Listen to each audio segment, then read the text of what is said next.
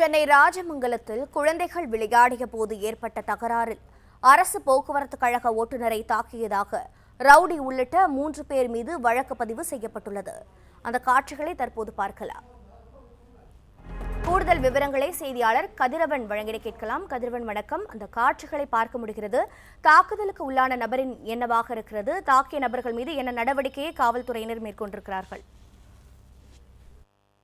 சென்னை வில்லிவாக்கம் வடக்கு ஜெகநாத நகர் பகுதியை சேர்ந்தவர் ரமேஷ். இவர் அயனாவரம் பணிமனையில மாநகர பேருந்து ஓட்டுநராக பணியாற்றி வருகிறார். நேற்று இரவு 8 மணி அளவில் இவர் வீட்டின் அருகே குழந்தைகள் விளையாடி கொண்டிருந்திருக்கிறார்கள். அப்போது பக்கத்து தெருவில் வசிக்கக்கூடிய அருண் பிரபு என்ற ரவுடியின் 2 ஆண் குழந்தைகள் விளையாட போது சக குழந்தைகளிடம் ஆபாசமாகவும் அருவருக்கத்தக்க வகையில பேசியதாகவும் அவர்களை கண்டித்ததை அவரது தந்தையிடம் கூறியதன் பேரில் நேற்று இரவு 10 மணியில் வந்த ரவுடி அருண் பிரபு மற்றும் கூட்டாளிகள் அந்த ரமேஷ் என்பதை கொடூரமாக தாக்கியிருக்கிறார்கள். அது மட்டும் இல்லாமல் தடுக்க சென்ற அவரது மனைவியும் தாக்கியிருக்கிறார்கள்.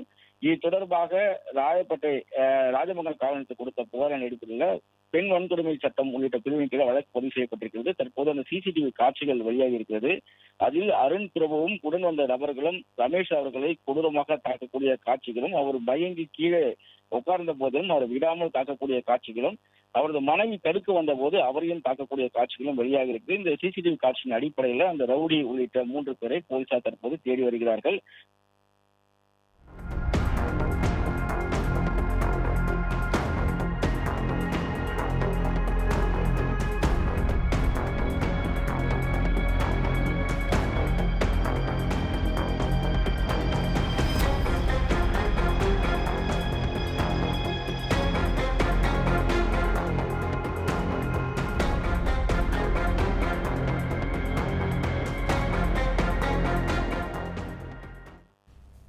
பிளே ஸ்டோர் மற்றும் ஆப் ஸ்டோரில் இருந்து பாலிமர் செயலியை QR கோடு மூலம் பதிவிறக்கம் செய்யுங்கள்.